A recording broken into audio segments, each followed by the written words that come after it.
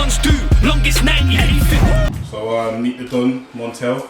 Obviously we told the guy to get here for 12 o'clock. As you can see, the time is 12:43. 12:43, bro. You say, Monts? What's going on, man? Come looking techie. Oh man, all the time. Too easy. Say we got some business. It's a lifestyle. Some business to discuss. Yeah, man. Let's get it, man. Bro, you know you're late. I've been trying to call you, brother. Look, I'm even calling you now. What's I'm late, bro? You told me to be here at 12. 1 o'clock. It's 12 o'clock, bro. Come like the Seco, don't rate me. Sick in the head, doctor, why you don't play me? Fans say give the man what he wants. Are you dumb, bro? The name holds weight like months. I'm gonna find out some stuff about you today. Cool. I'm gonna find out the secrets to how you got all this tech and this techie business. But we're gonna find that out today. Yeah. And we're gonna copy it. You're known to the Don supporters of Mr. Too Easy. Is that due to the amount of passes you play looking at the opposite direction, or because your middle name is Easy? One of the first episodes of the Fives, I was wearing one of my friends' his match shirts. He plays for QPR. It's a very easy, and obviously it's spelled EZE, and that's his last name. I think I must have scored and said it's too easy or something like that. Too Easy. You go and gave me the slogan. So, Alta-Ebs. Montel Adjaman, one of 3 brothers. Yep. Who are the Adji brothers? Well, the oldest one is Dwayne, also known as Adji D.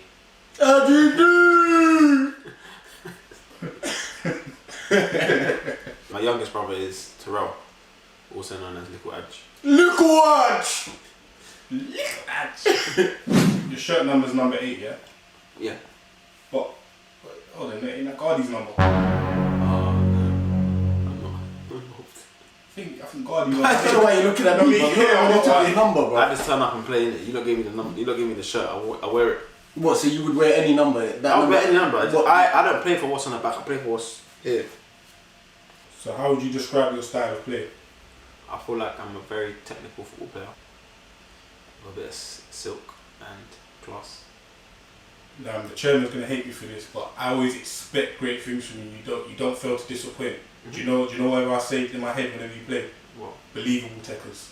Oh, believable techers. I appreciate it. So 2020, I'm calling you Mr. Believable techers. Cool. Andy's not going to be that one. Get some legal advice on that one. I was just looking on Google, yeah, they got a trademark. Yeah. Believable techers. Believable techers. What lessons did you learn, like playing in the streets, you know? The raw skills, like, because there's no rules when you're playing on the estate and on the streets. So, and I feel like it will toughen you up because there's no such thing as a foul. It's just raw football, and that's where you learn like the basis of your skills. What was it like growing up on the streets of Bermondsey? Because from what I know, like you're probably from an era where, you know, Bermondsey, Old Kent Road, Rotherhithe, Peckham, it was a very rough area. So it was a very rough area growing up, but I would say like because the people that I hang around with and my kind of circle, we were predominantly playing football. We wasn't really focused on the road, so we didn't really grow up on that, if that makes sense. We were around it kind of thing, affiliate. Well, I wouldn't even say affiliated, but we're just like on the right path all the time. So how did you go from playing football in the streets to becoming an academy footballer? Like there was always like trials they come into our school and trial us in primary school. So I remember playing for the county, Bermondsey and Rotherhithe, like all the best players in all the best players in the primary schools. Then in secondary school, the same, like all the best players in our year groups. Same thing in the London and stuff like that. Like I joined the academy football quite late, at the age of like 14, and I feel like a lot of people that are in academy football from early, they experience a lot of pressures, which is kind of unnatural, and some people deal with it differently. It could make people, it could break people. You was included in the first team squad at Leyton Orient, and your debut was at the 2017-18 season for Leyton Orient. Yeah. Talk us through that. The club got taken over by Italians, and then there was an Italian manager called Fabio Liverani who took a very good interest in me. The first time I saw my name on the back of my shirt, it was an unbelievable experience. And then on the day that I made my debut, I remember we was winning 3-0 away to Yeovil, and I was warming up, and then he just called me and called me to the pitch, and I was just shaking because I was thinking like there were so many fans, and it was just crazy because that's everyone's boyhood dream to play in front of so many fans and with the name at the back of your shirt. And it was surreal. It was a surreal moment, and a moment that will live with me forever. And I would say that was probably the best moment of my life yet. Do you remember what they said to you before you came on? Take it too easy or what?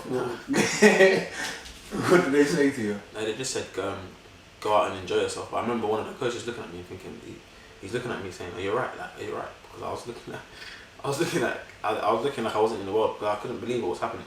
Did you touch the ball? Yeah, I touched it once. I touched it once and it came off, so it's 100% pass completion. How did your deal end? Because this is something that happens to a lot of players. During the periods of the scholarship, the first team actually got relegated, and that meant that obviously the budget was cut and all of that, so they couldn't hand out any professional contracts to the people that got offered the third years. And would you say you was ready to leave professional football at that time? No, I wasn't at all, to be fair. So like when you're growing up playing football every day, training every day, especially in an academy setup, like everyone looks at you as you've kind of made it and stuff like that. So you're kind of in a bubble, and you don't know nothing other than football. You just know playing football. You just know waking up, going to training, coming back, sleeping, eating, chilling with your friends, and then waking up again, going to train football. Knowing that football is the only thing that I know, like, because a lot of people used to tell me, like, have a plan B and stuff like that. But then because I believed in my ability so much, and I was like oblivious to the real world, I was oblivious to what else I can actually do in life. I always used to say to myself, if I had a plan B, that means if I had a plan B, that means I'm planning to fail. So I put all my eggs in one basket and gave everything. Being called the ball on ends is a massive statement, and to go back to all your friends that are saying these things, to tell them that you're not playing at the level you're playing anymore. In your head, they're thinking you're not good enough anymore, and being young and not mentally tough enough, that can really affect you. And I feel like that really affected me as well. I felt like I lost my identity. And would you say, like, did anyone give you any advice? A lot of people gave me advice, but a lot of people that couldn't relate that gave me advice. So like my mum and stuff like that would tell me like just keep going. And my friends and stuff that wasn't in the same boat as me would tell me to just keep going, never give up. But it's easier for them to say because they're not really in the boat. They're not really like in the same shoes as me. You get? I don't really have a lot of people around me that were in my boat as well, because a lot of my friends are still playing. I've got a lot of friends that still play in the professional game, like them telling me keep going and stuff like that. Obviously I was grateful for the advice and stuff like that, but I didn't really have anyone that I could relate to, like anyone that had been released the same way as me and still had the same hunger as me, telling me to keep going. Aye, you can come in.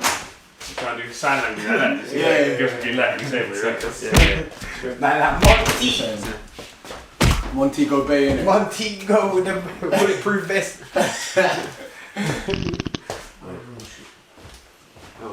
Tell us this one, yeah? This is very interesting. Like, so you've just heard, like, you know, your basically your come up, where you've played and stuff. How did you end up at SC Dons? I just finished a trial with QPR, and obviously me and George obviously still being friends, like a big brother to me, always checking up on me. He just asked me like what I'm doing, kind of thing. Obviously I was explaining my situation to him, and he just said he needed a favour, that he wanted me to come play in the game for the Dons, like a one-off. Hey man, first of all, welcome Montel. Thanks for stepping in on short notice. Good to have you on board. If I'm honest, the Dons wasn't something that I had taken serious, or it wasn't something that I was very interested in terms of playing, because I was a bit shy and like I didn't feel like I would take into the camera side of things and like being videoed and stuff like that. I wasn't really too fond of it, but then actually experiencing being around it, like I enjoyed it too much that I didn't want to leave. So I remember the first game we played against, I think it was Craig. Like we lost, but I just had bare fun. I was having fun. Like that was a feeling that I hadn't felt in a long time. And I remember telling George, like, because obviously I wasn't playing at the time. I was just thinking to myself, like, this might be like a kind of way for me to like bring my love for football back, because a lot of people will tell you, and I'll be honest, like I don't really love football like how I used to because of what I've been through, kind of thing. But I feel like something like the Dons, playing Sunday League football, enjoying it with people who you love, has brought back a part of love of the game for me. I wasn't even looking as far as to what it is now. Like I never ever thought that it would be like this, like massive YouTube team. You know what I mean, where every day I get stopped on the streets, like everyone wanting to take pictures with me and stuff like that. It's mad. It's overwhelming and emotional sometimes, but no, it's definitely something that I'm very happy. It's a decision that I'm very happy I made to stay playing with the Dons, and being able to bring my brother involved as well. What qualities does it take to be a Don? Being a Don doesn't just mean being like skilled at football. You got to be a kind of people's person. I feel like you got to be humble, because the Dons doesn't just represent football; it represents family, and a lot of people that play for the Dons are family members, like relatives and stuff like that. Playing together every single Sunday, like enjoying the game with people that you love and like people that you call your brothers, it's just a different kind of energy to just playing football. So like when people just look at the Dons as a Sunday League team, it's not just a Sunday League team. There's more to it than what you think. Were there any boys in the Dons team you knew growing up in like the part of South London you were from? When I was on loan from Leighton Orient, that's how I first met George. But George already knew me because Salvin's cousin. I used to play with Salvin at Leighton Orient as a schoolboy. So yeah, and obviously I grew up with Jack playing football as well. There's a lot of boys in our team. You're probably on the spot. You can't think of how you know, but look, you probably known Andrew through his music and everything else. Do you know what I mean? I grew up Andrew. Still. Probably seen Chris on the streets, bruv, in Brixton, TEKKY. You love that. Do you know what I mean? Mad B. Everyone's been about. Like everyone's from the same sort of Southeast London. Ooh. These are grits. I thought I was on a farm for a minute. What I want to know is this: who brought the cow to the pitch? Who brought the cow to the pitch? Moo! Moo! Oh my god. Yeah, no. I brought Calvin still. I brought Calvin to the fives. So the cow has a name. Pardon? The cow has a name. The cow has a name. His name's Calvin. Swear down, you named the cow. Me and Kyle, we went to the same secondary school, so since year 7. Been like close friends since year 7, man. I'm saying that's one of my main friends. And what age did you notice that your skills were superior to everyone else's, and you actually just tone it down a gear or two, I wouldn't say I'm superior to other people, because there's a lot of talented boys out there. I remember playing for Griffin in a cup final and I scored 2 like, mad goals. I think I was like 9, 10, and like all the parents were telling me like, no, you've definitely played football, you've been in this world before, kind of thing. And like hearing stuff like that just made me realize, that what I actually have, I'm actually quite talented. Like I remember my dad just being so happy that to always bring me to football, like because every single time I played football, like someone would approach my dad and be like, wow, your son is very talented, like, like, does he realise like what he actually has? Because when you're playing, I'm not gonna lie, when I was young, like I just played football because I enjoyed it. I didn't actually know like I was gonna play for a professional team. I was just kind of enjoying football until like hearing stuff like that. I actually thought to myself, like I can like, try and make it. Like, I can take this football thing serious. Do you feel you deserve always a starting position in the Dons? Whoever graces the pitch deserves a chance. So I feel like everyone that signs for the Dons is good enough to play in the Dons. So everyone deserves a chance. But obviously I back my ability. So yeah, I would say I'm the best. I always give 100% for the badge. Yeah? That's something that you can never doubt. Yeah? Anything. I love that. People are asking you for pictures. That's normal as a conference footballer, yeah? But explain how it feels for people to be asking you for pictures playing Sunday League. People are supporting for many different reasons. It affects them in many different ways. And like for someone to stop me because they watch me on YouTube, it's crazy. When I'm out with my parents, my mum and that, they're looking at me like, wow, like people are actually stopping you for this YouTube team that you play for. I've never like come across someone who has a bad thing to say about the Dons. Like everyone just says like we respect what you're doing, and I think they're always saying that you're a baller. All of this stuff, like all the energy, all the time is just positive. Some things don't need commentary.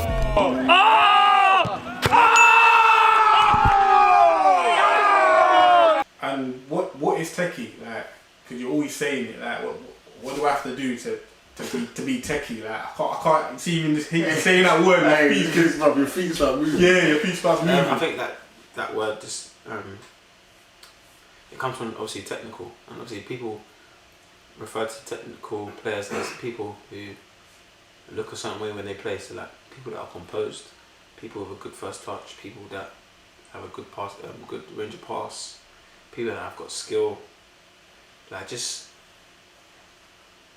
like it's not easy to touch the ball in a certain way. Like a lot of players play football, but a lot of players have different qualities. And being technical is, I feel like it's a gift more than anything else. There's obviously, we have, what's the word, extremist supporters that may be screaming, you know, well I've heard it, you know, easy out. And this is due to timekeeping. They expect you there and, you know, at the game on time. Did I just hear right? You know I'm editing you. You know, be right, easy out. I just said easy out. So what have you got to say? Easy out! I don't even start that. Easy out. What can I say? Obviously, it's not something that I would encourage people to follow, because obviously timekeeping is very important. And so this one took me by surprise. I'm gonna say congratulations.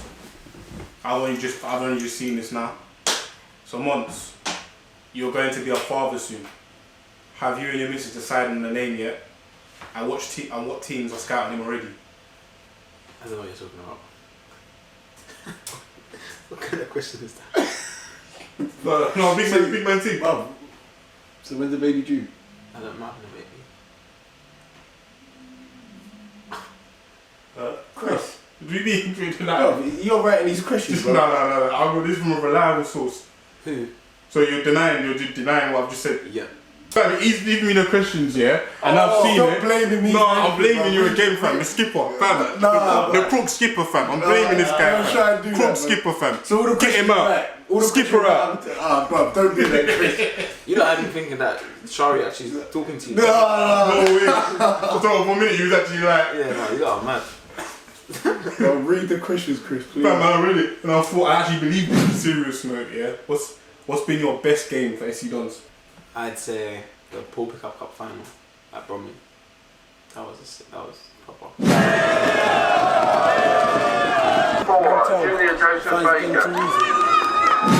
Everyone always questions me off the ball, but I feel like I applied myself in the right way off the ball as well, winning headers and tackles and stuff like that. So You made the vital block in the last kick of the game. yeah, I did. You threw yourself at it, and that's something people don't think I'm capable of, but I am. It's just because obviously a lot of my colleagues are with the ball, so people wouldn't respect what I do off it. Right, George?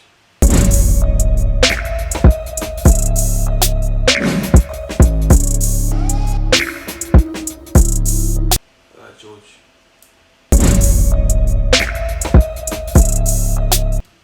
The kid when he's in the change room. George being one of them. You just turned up. Flips. Drew, Mitch. Yeah, they're the funniest. I'd say George, Dolby, and Salvin, and Nathan Palmer when he's angry. Drew and Mitch.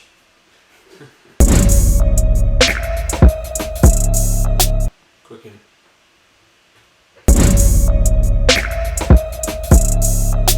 Everyone would say Nad, but I feel like Nad gets his credit for the work that he doesn't see. But I'll say underrated. I'll say Kid. He's the most underrated.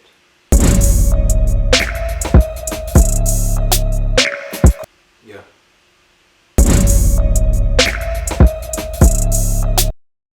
I should take both. Monts, I love it. It's been great meeting you today.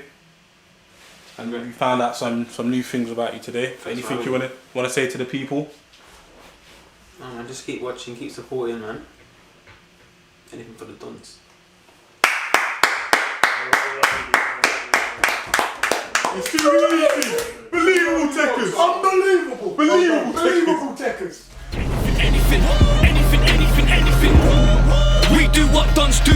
Longest 98.